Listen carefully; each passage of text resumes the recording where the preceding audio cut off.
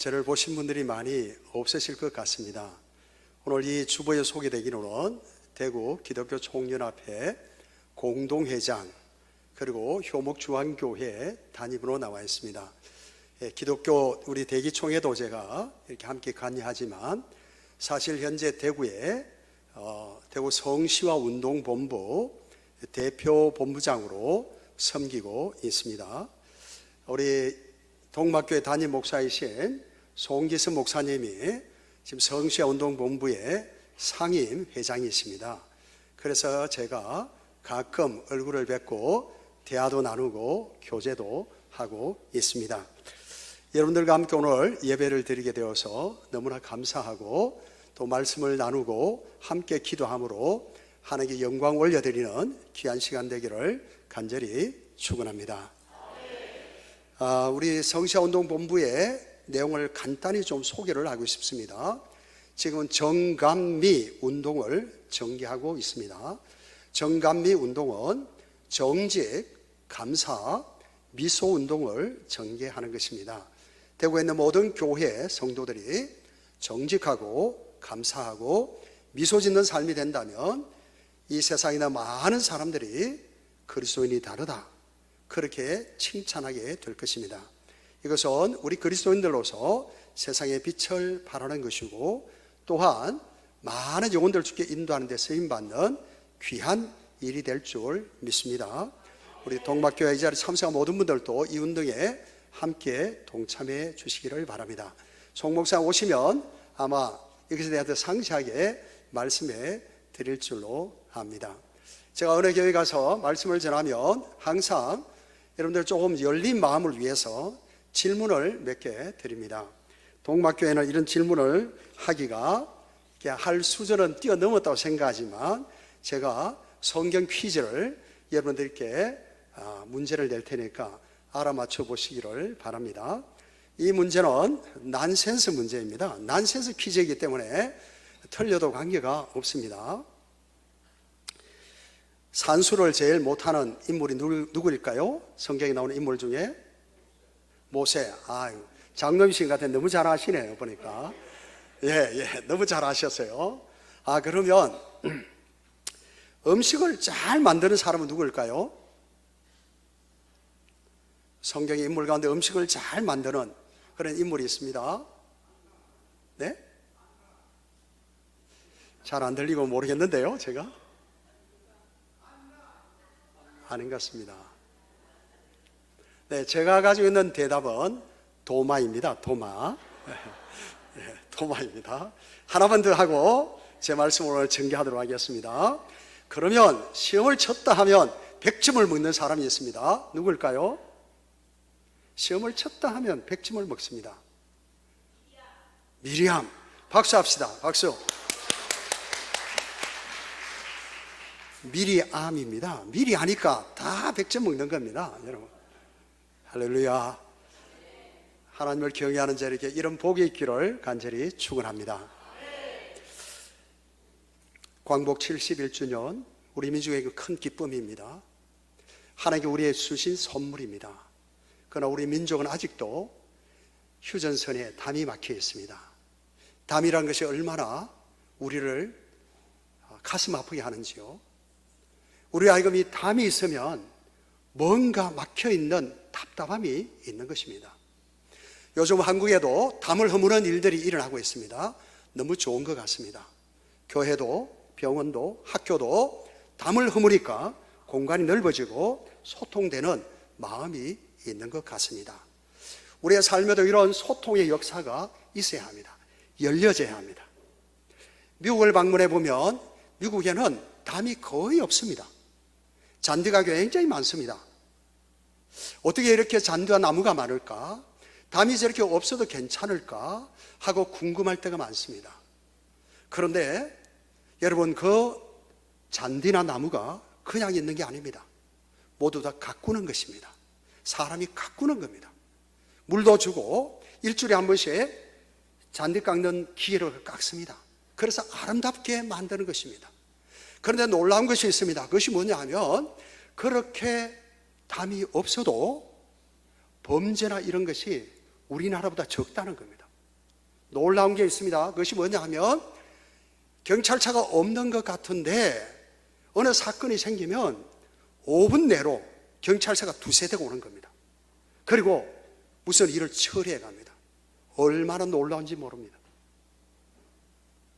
자유와 평화와 질서가 있는 나라는 행복한 삶을 살 수가 있습니다.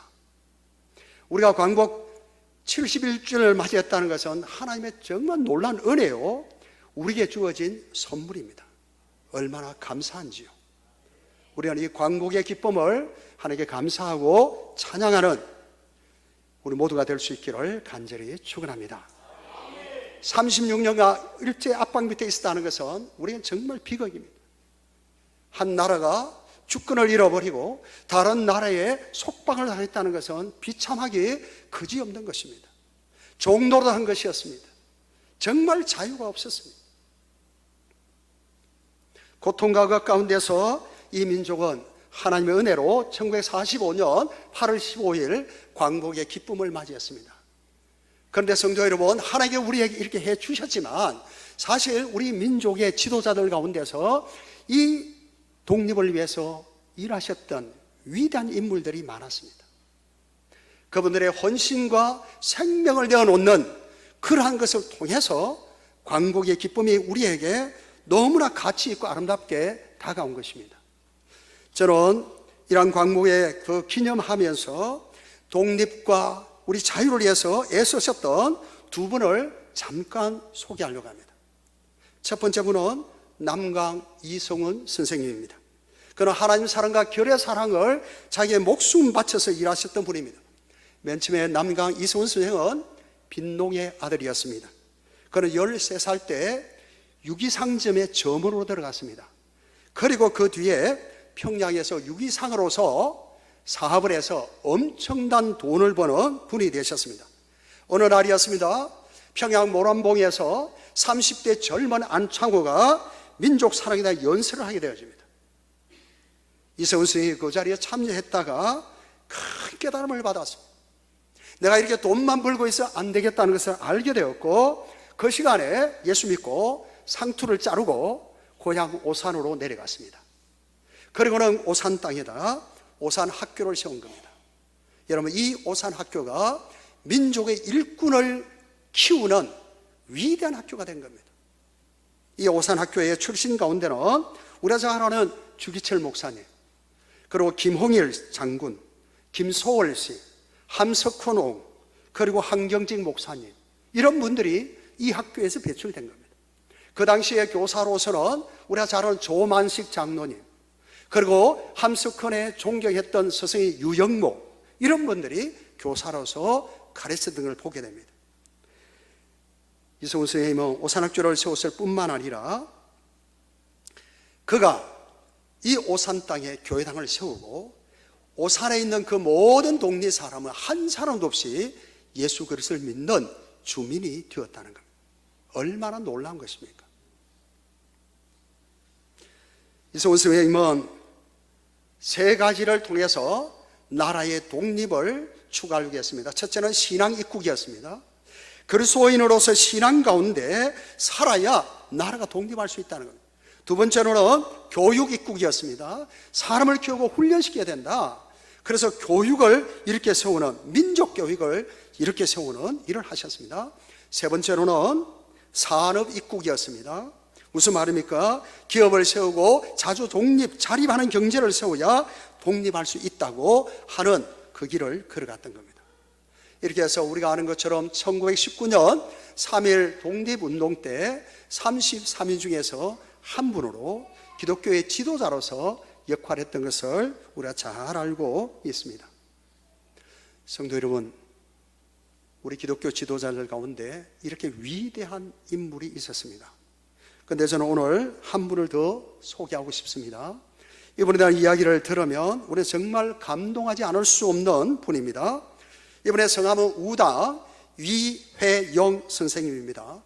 이회영 선생님은 우리가 잘 아는 이항복 우리 정성의 가문입니다.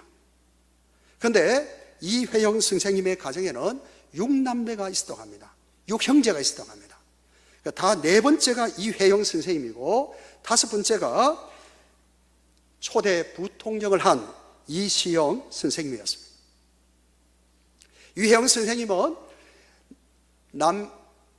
남대문 부근에 있는 상동교회에서 그 당시 전덕기 목사님을 통해서 세례를 받았습니다.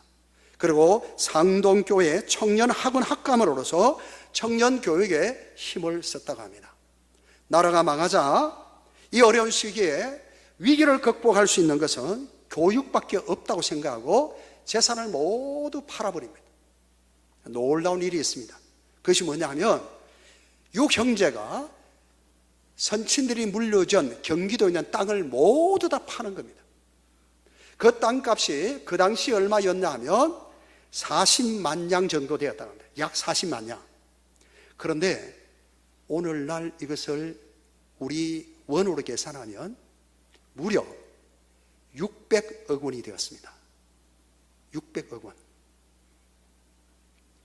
성도 여러분, 대구의 아파트 3억짜리 같으면 200채를 살 수 있는 돈입니다. 이 땅을 다 팔아가지고 6형제의 모든 식구들 약 40명이 서간도로 이주하는 겁니다. 나라의 독립을 위해서. 거기서 무엇을 하는가 하면 신흥 무관학교를 세우는 겁니다.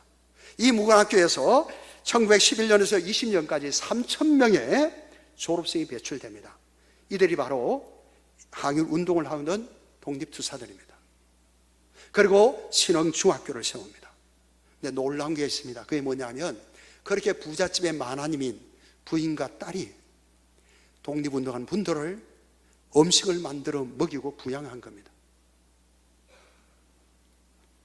1930년대는 어열단, 우리가 잘 아는 대표 인물이 누구냐면 김원봉입니다. 이 어열단을 후원하는 일도 하는 것입니다. 1930년 초에 상하이로 이주를 했는데 이때 부인 이언숙 여사는 이미 그때 이제 돈이 거의 다 바닥이 나서 더 이상 돈을 구할 수가 없으니까 삭바느질을 해서 애국 운동에 기여했다고 합니다.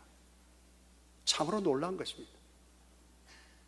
1932년에 상해에서 대련으로 오다가 배에서 내려 검문당하고 붙잡혀서 감옥에서 고문을 당한 뒤에 세상을 떠나십니다. 이회영 선생님의 민족을 위한 사랑이 재산 전부 다와 생명을 내어놓는 그러한 모습이었습니다. 그런데 이분에게 정말 놀라운 또 하나의 일화가 있습니다. 그 일화를 들으면 우리가 정말 감동하지 않을 수 없습니다. 재산을 다 팔아서 서간도로 향할 때에 두만강을 건너가게 됩니다. 배상호에게 배상을 주는데 2배를 주는 겁니다. 2배를. 배삭 2배를 줍니다. 그러면서 뭐라고 말하느냐 하면 이렇게 말합니다. 외경 헌병에게 쫓기는 광복투사가 헤엄을 쳐서 두만강을 건너려고 하면 자네는 나를 기억해서 그 사람에게 배를 태워주게. 여러분 무슨 말입니까? 광복투사가 돈이 없어서 두만강을 쫓겨서 강을 건너려고 하면 나를 기억하고 그 광복투사에게 배를 좀 태워주라는 거예요. 내가 그 배삭을 지금 준다는 그런 의미죠. 얼마나 놀라운지 모릅니다. 민족을 사랑하고 정말 우리 민족의 독립을 위해서 애썼던 이런 분들이 있었기에 우리나라에 일어났던 71년 전에 있었던 이 광복이 너무나 감격스럽고 기쁨이 되고 이것이 우리에게 희열이 된 겁니다. 그런데 역사를 조금 더 살펴보면 이런 감동적인 것이 한두 가지가 아닙니다. 놀란 사실이 있습니다. 그것이 무엇인가 하면 이 독립운동에 기여했던 우리 그리스도인들이 수없이 많았다는 겁니다. 통계에 따라서 다르게 말할 수 있지만 제가 조사한 통계로는 이렇게 여러분에게 소개하고 싶습니다. 1919년 3.1 운동 당시 때 우리나라의 인구는 1600만 명 정도 되었다고 합니다. 그때에 기독교의 인구는 약 20만 명이었다고 합니다. 성도 여러분, 이것을 계산해 보면 약 1.5%밖에 되지 않습니다. 1.5%. 1600만 명에 20만 명, 1.5%입니다. 그런데 그 당시 독립을 위해서, 민족을 위해서 일했던 기독교 지도자는 얼마나 많은지 알 수 없어요. 기미독립 선언문에 33인이 서명을 했습니다. 여러분, 그 가운데 16분이 기독교인이었습니다. 절반이 기독교인이었습니다. 거기에 대표적인 인물이 바로 오산학교를 세웠던 이성훈 선생님입니다. 얼마나 놀라운지. 민족의 독립을 위해서, 민족의 미래를 위해서, 민족의 앞날을 위해서 걱정하며 기도하며 실천하며 뛰어들었던 이 분들이 우리의 신앙의 선배들이었다는 겁니다. 오늘날 우리가 보십시다. 한국교회 현실은 어떻습니까? 한때 우리 한국 그리스도인들은 1000만이 넘는다 했습니다. 근데 오늘날 우리가 잘 생각해 보면, 정확하게, 아니 그냥 대충 생각해 보면 850만 정도가 기독교인을 해도 될 것 같습니다. 어쩌면 그보다 더 적을 수도 있습니다. 오늘날 남한의 인구가 5천만 명이라 한다면 약 15% 이상이 그리스도인들이라고 말할 수 있습니다. 그런데 우리 한국교회와 그리스도인이 이 나라에, 이 민족에, 이 사회에 얼마나 영향력을 끼치고 있는지요. 정말 부끄러운 것밖에 없음을 고백하지 않을 수 없습니다. 1919년도에는 1.5%밖에 되지 않았는데 민족을 이끌어가고 민족의 독립을 위해서 이 나라를 걸머쥐고 가는 일꾼들이 많았는데 15%나 되는 기독교인이 있음에도 불구하고 지금 우리나라는 어떤지요?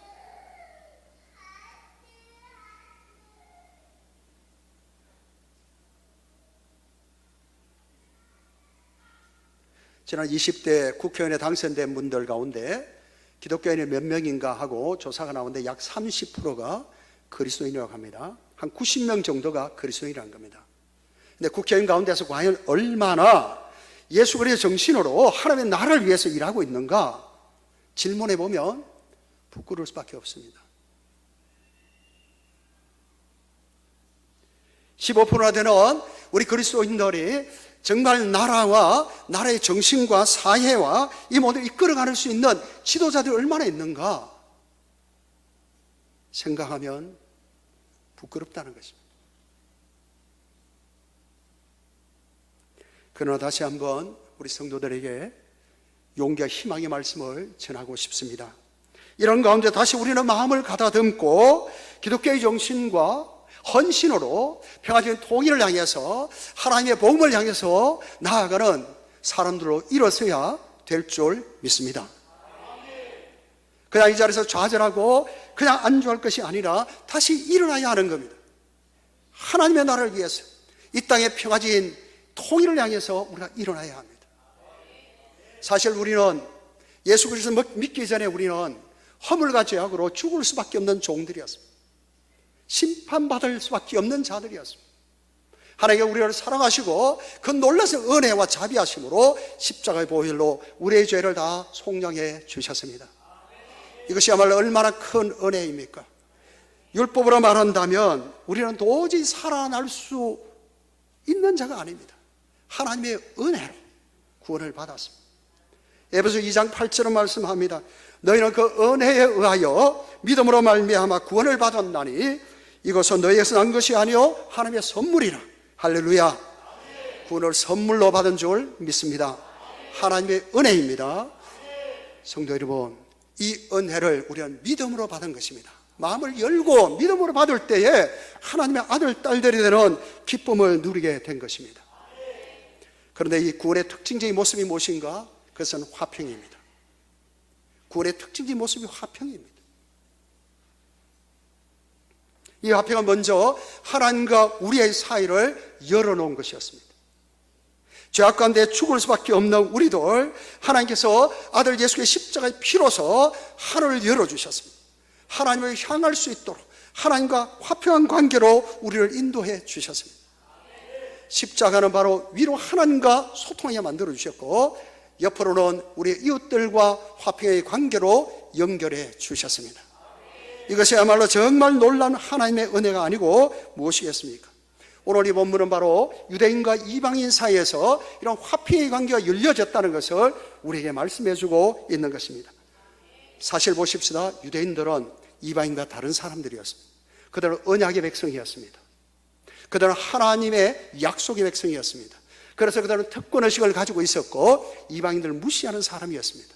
그들의 눈에 보기엔 우리는 개, 돼지처럼 아주 형편없는 자들이었습니다. 우리는 할례받은 유대인들이 보기에는 무할례자들이었습니다. 이스라엘 나라 밖에 있었습니다. 그리스도와 상관이 없었습니다. 언약으로 말하면 전혀 관계없는 자들이요 소망과 하나님이 없는 자들이었습니다.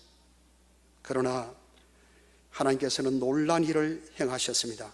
이전에 멀리 떨어져 있던 아무 상관없던 우리들을 예수 그리스도의 피로 가깝게 만들어 주셨습니다. 그래서 예수 그리스도는 화평이십니다. 그리스도는 화평이십니다. 우리 아이가 하나님께 나아갈 수 있는 길을 열으신 진리이시고 유대인과 이방인이 율법이 아니라 은혜로서 하나가 될 수 있도록 담을 허물어 버리셨습니다. 할렐루야. 이것이야말로 하나님께서 우리를 향하신 놀라운 은혜요 사랑이요 하나님의 뜻이었습니다. 법조문을 의한다면 율법을 의한다면 우리는 도저히 구원받을 수 없는 존재들이었습니다. 하나님께서 우리를 사랑하셔서 예수 그리스도 안에서 새 사람을 입게 만들어 주셨습니다. 유대인이나 이방인이나 누구나 다 그리스도 안에서 새 사람으로 거듭나서 하나님을 아버지라 부르는 사람들로 만들어 주셨습니다. 이제는 십자가로 말미암아 이방인이나 유대인이나 한 몸이 되게 만드셨습니다. 한 몸이 되게 하셨다는 건 무엇을 의미합니까? 예수 그리스도의 교회의 일원이 되게 만드셨다는 것. 어느 누구도 차별이 없습니다. 유대인이냐 이방인이냐 헬라인이냐 무식한 자냐 부자냐 가난한 자냐 지식인이냐 지식 없는 자이냐 아무 상관이 없습니다. 예수 그리스도 안에서 모두 다 한 몸을 이루는 지체가 되도록 만드신 줄 믿습니다. 그래서 십자가는 바로 우리의 관계 속에 화평을 이루는 것이고 십자가는 담을 허무는 것이고 유대인과 이방인이나 어느 누구든지 하나님과 가까이 나올 수 있는 생명의 길인 줄 믿습니다.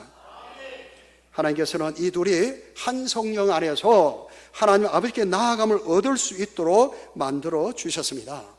아무 차별이 없습니다. 막힌 담을 허셨습니다. 화평케 하셨습니다. 우리를 하여금 하나가 되게 하셨습니다. 하나님을 향하여 아버지라 부를 수 있는 아들, 딸로 만들어 주셨습니다. 할렐루야. 이 은혜를 감사하며 믿음으로 주를 향해 걸어가는 성도들이 다 되시기를 간절히 축원합니다. 그런데 우리에게 주시는 메시지가 있습니다. 그 메시지가 무엇인가?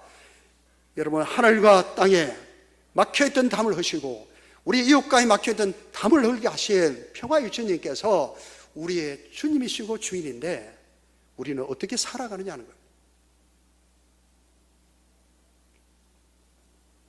화평의 사도로 살아가는지요?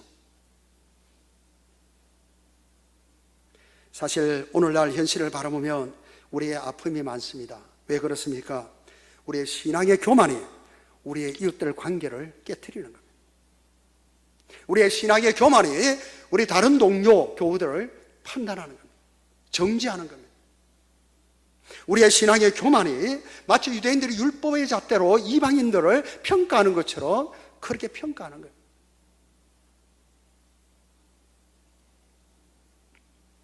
교만하면 등을 치게 됩니다. 교만하면 싸우게 됩니다. 교만하면 다시 담이 막히게 되는 겁니다. 우리가 겸손히 주님을 따라갈 때에 화평은 계속해서 유지되는 역사가 있을 줄 믿습니다.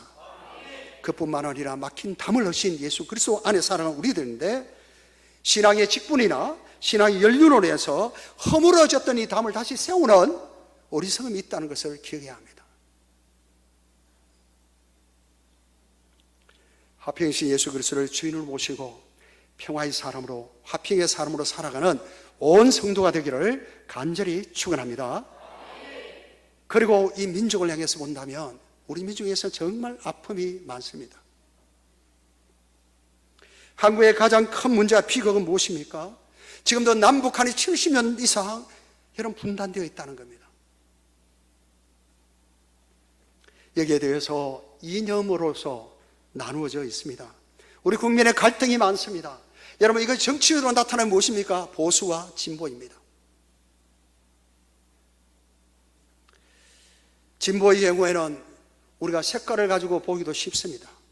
저 사람이 진보다 하면 혹시 종북 세력이 아닌가 하고 의심의 눈치로 보게 되는 우리의 마음이 있습니다.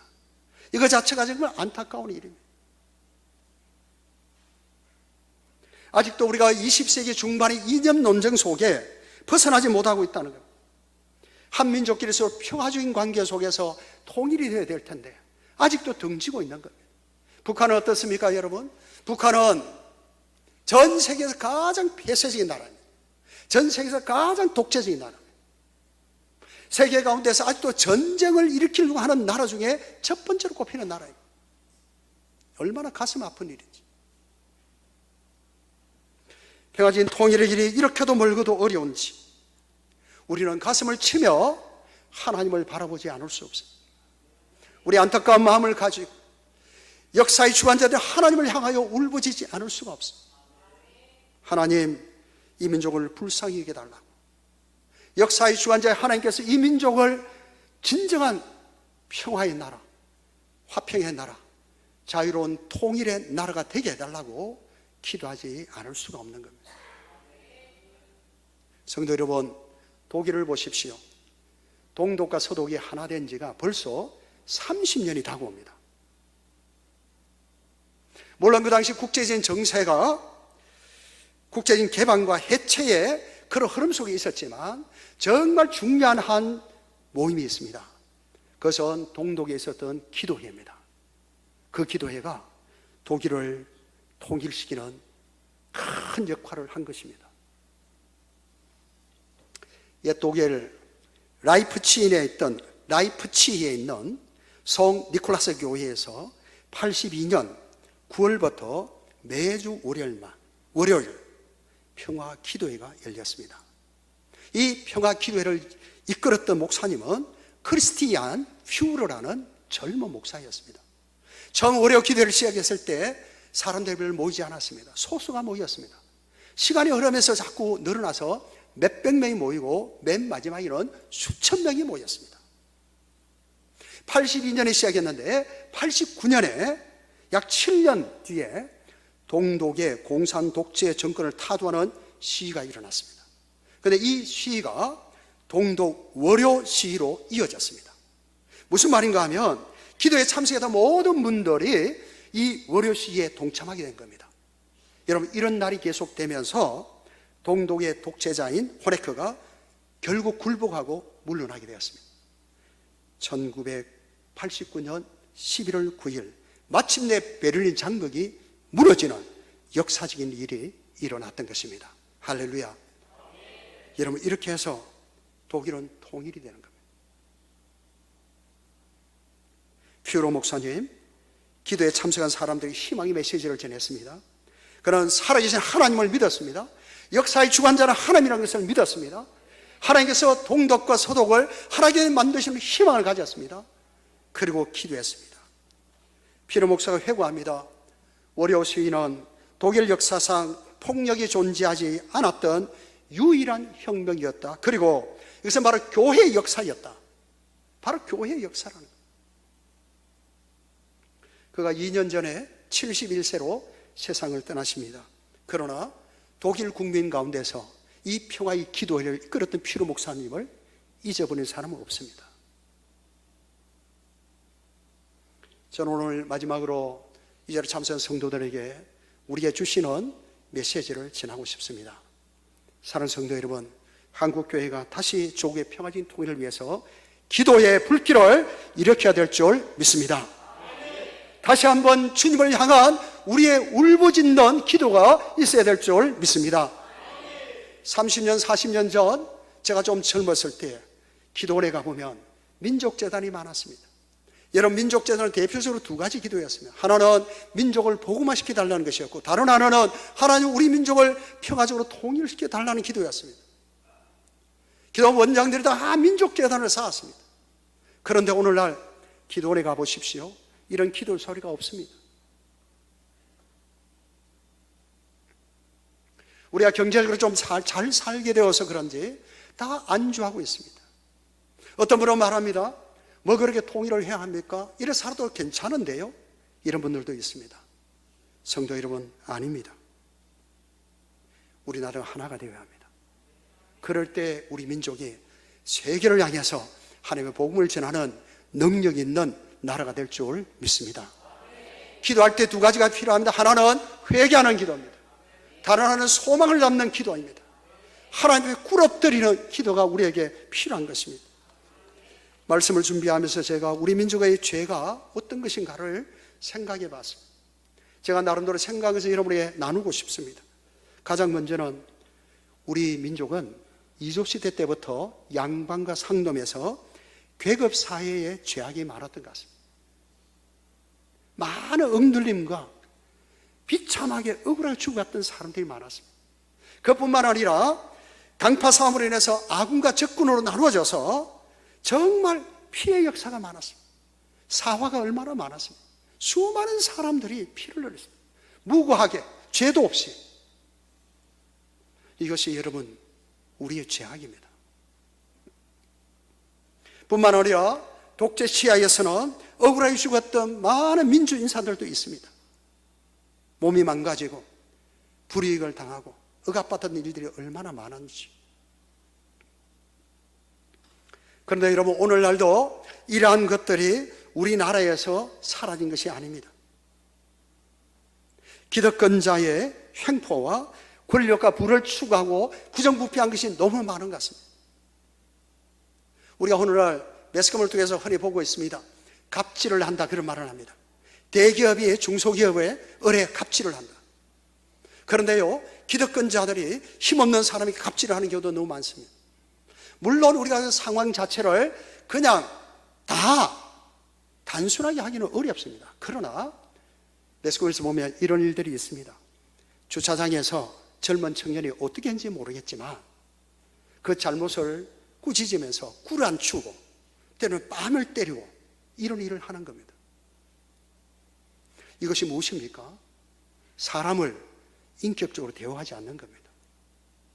하나님이 가장 싫어하시는 겁니다. 성도 여러분, 우리나라에 동남아에서 온 노동자들이 많습니다. 그 노동자들을 인격적으로 대우해 줘야 합니다. 이 나라에 와서 돈을 벌어서 그 나라에 가고자 하는 사람들인데 우리가 그들을 무시하고 그들을 압박하고 그들을 사람 대접하지 않으면 하나님도 우리를 사람 대접하지 않을 것입니다. 우리 민족이요, 단일 민족이라 해서 정말 이렇게 차별하는 게 많습니다. 이거 깨트려야 합니다. 세상의 모든 사람은 하나님의 형상으로 지음받았습니다. 특별히 우리가 그들에게 복음을 전하려고 한다면 사랑해야 합니다. 우리가 외국 가서 선교하지 못한다 하더라도 그들에게 복음을 전해서 그들이 자기 나라에서 복음을 전할 수 있도록 이런 만드는 것이 우리에게 큰 기회인 것입니다. 한국교회 어떻습니까? 저는 목회자로서 한국교회를 바라보면 정말 안타깝습니다. 우리 목회자가 회개해야 되죠. 한국교회의 분열, 여러분 이것이 웬 말입니까? 너무 많이 쪼개져 있습니다. 이것이 바로 교만과 교권의 싸움이었습니다. 교회 정치의 부패는 여러분 사회와 조금 더 다르지 않습니다. 복음 전파보다 교회 자체에 안주하고 사회 속으로 들어가지 아니하고 교회 자체의 폐쇄성 속에 갇혀있는 모습이 우리의 안타까움입니다. 우리 그리스도인들이 세상에 대해서 빛과 소금이 되어야 될 텐데 그러지 못하는 것 우리가 회개해야 합니다. 하나님께서 우리 민족의 죄악과 우리 사회의 죄악과 우리 스스로의 죄악들 이것들을 회개하고 하나님께 나오기를 원하신다고 저는 믿습니다. 오늘 우리 광복 기념과 평화 통일을 향한 기도에 참석한 우리 성도들께서 정말 이런 마음으로 하나님 앞에 엎드리고 기도할 때에 하나님의 놀란 자비하심이 우리 가운데 있을 줄 믿습니다. 성도 여러분, 평화 통일은 꼭 해야 합니다. 왜 그러냐 하면 이것이 우리나라에 꼭 필요하기 때문입니다. 우리가 평화 통일이 되어지면요, 북한이나 남한이 군비에 들어가는 예산을 그렇게 많이 쓸 필요가 없습니다. 여러분, 나라가 지금 많은 예산을 북한은 거의 미사일, 핵실험 이런 데 다 쓰는 겁니다. 우리나라도 여러분 이것을 막기 위해서 지금 뭘 합니까? 사드 배치 문제 때문에 국민들의 마음이 다 나눠져 있습니다. 제가 경제학자는 아니지만 나라를 보면요, 통일이 되면 우리가 경제적으로도 굉장한 기회가 될 것 같습니다. 왜냐하면 우리 남한은 기술과 자본이 있습니다. 북한은 무엇이 있습니까? 지하자원과 저임금이 있습니다. 그러면 이 자본과 기술, 지하자원과 저임금이 합쳐지면 우리나라가 경제적으로 세계를 향해서 나아갈 수 있는 힘을 가지게 될 줄 믿습니다. 그러면 우리나라 기업이 여러분 중국이나 베트남 갈 필요가 없습니다. 하나님께서 이러한 통일의 나라가 될 우리나라를 들어서셔서 세계를 향해서 복음을 전할 수 있는 민족으로 만들어주는 기회가 있을 줄 믿습니다. 성도 여러분, 이러한 것을 들으면서 우리가 기억해야 될 것이 있습니다. 그것은 무엇인가 하면 탈북민에 대한 배려와 신앙적 훈련을 통해서 그들을 도와줘야 된다. 탈북민은 앞으로 북한 선교와 전도의 큰 자원입니다. 북한을 가장 잘 아는 사람이 누구입니까? 탈북민들입니다. 우리 남한에 와서 그들이 자유를 얻고 이곳에서 신앙생활을 하고 그들이 신앙이 성숙해지면 평화적인 통일이 될 때 북한에 가서 전도할 수 있는 바로 전도 대원들인 겁니다. 우리나라 탈북민 출신 1호 목회자인 강철호 서울 세터민교회 목사님께서 이렇게 말씀합니다. 탈북민들을 전심으로 하나님을 믿는 수준의 일꾼으로 양육하는 것이 한국교회의 사명입니다. 그리고 교회를 통해서 성공한 탈북민의 모습을 많이 보여주고 탈북민 신학생과 목회자들을 하나의 본으로 세워서 자부심을 갖고 일할 수 있도록 만들어야 합니다. 성도 여러분, 이것은 무엇을 의미하는가 하면 탈북민들이 좋은 그리스도인이 될 수 있도록 우리가 도와야 한다는, 탈북민 가운데서 좋은 신학자, 목회자들이 나올 수 있도록 우리가 도와줘야 된다는 거예요. 그것뿐만이 아니고 이렇게 말합니다. 각 교단마다 탈북민 모델 교회를 세워서 준비된 탈북민 목회자를 양성해서 파송하는 그런 일을 해야 된다는 거예요. 다른 탈북 목사님은 이렇게 말합니다. 탈북민은 남한에서 훈련받아 그들의 고향에 하나님의 나라를 확장하는 일에 쓰임받는 유능한 사람이 될 겁니다. 마지막으로 하나 전하고 싶습니다. 이것은 우리에게 가슴 아픈 이야기입니다. 우리가 회개해야 될 이야기입니다. 이런 말씀합니다. 남한의 그리스도인이 신실한 믿음의 생활을 보여주는 것이 중요합니다. 왜냐하면 탈북민들은 현실적으로 눈으로 볼 수 있는 것은 남한의 그리스도인들이기 때문입니다. 그러면 남한의 그리스도인들이 신실하고 정말 예수를 참답게 따르는 헌신하는 모습을 보여주면 탈북민들 그것을 보고 참 좋은 그리스도인이 된다는 것. 한국교회와 우리 그리스도인들 여러분들, 우리나라의 통일, 평화적인 통일을 향해서 더욱더 기도하고 관심을 가지고 의식을 불러일으키는 삶이 되기를 간절히 축원합니다. 우리 한국교회 평화의 왕으로 오신 주님께서 이 땅에 평화가 펼쳐지기를 원하시는데 우리 한국교회 기독교인들 가운데 이 평화적인 통일을 향해서 의식을 갖고 나아가는 지도자들이 많이 나와야 합니다. 민족을 어깨에 걸머쥐고 가는 지도자들이 많이 나와야 합니다. 교단끼리의 담이 허물어지고 개교회의 지나친 경쟁이 사라지고 하나님의 나라가 이 땅에 이루어지는 걸 위해서 쓰임받는 교회가 되어야 하는 것. 저는 한국교회가 연합하고 화해하고 하나가 되어서 하나님께 정말 들어서시는 귀한 교회가 되기를 소망하고 있습니다. 광복 71주년을 맞이하는 올해 하나님의 은혜와 사랑을 진심으로 감사하고 찬양할 수 있기를 바랍니다. 더 나아가서 담을 허무시는 예수 그리스도의 정신과 사랑이 우리 교회에 펼쳐져서 우리가 회개하고 하나님 바로 설 때에 어느 날 빛이 순식간에 오는 것처럼 이 나라에 평화진 통일이 임하는 역사가 일어날 줄 믿습니다. 일에 동참하는 우리 모든 성도들 되시고 껴있는 성도들 되시기를 주의 이름으로 간절히 축원합니다. 기도하겠습니다.